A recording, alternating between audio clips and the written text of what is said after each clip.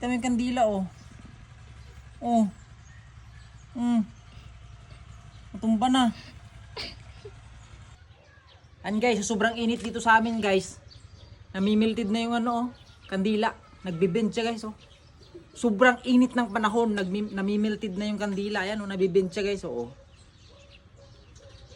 Sobrang init. Grabe. Tara. Magtirik tayo ng kandila dun sa libingan ng aking lolo, sa puntod ng aking lolo. Grabe guys oh. Kita yung kandila guys. Sobrang init ng panahon dito sa barangay namin, dito sa barangay New Pangasinan, dito sa Isulan.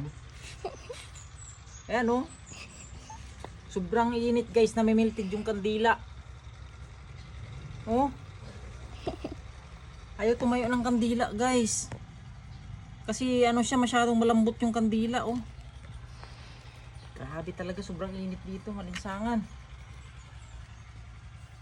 Kita mo yung kandila oh. Oh. Matumba na.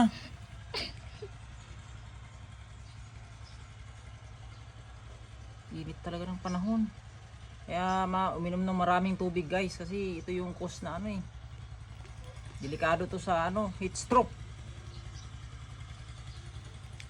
Grabe oh, ayaw talagang tumayo ng kandila oh. Melted talaga siya guys. Kumbaga yung kandila talagang sobrang lambot ng kandila dahil sa init. Ito galing pa to sa tindahan ha. Kita nyo naman.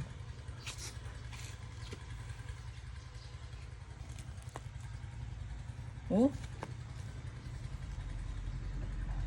Ang lambot.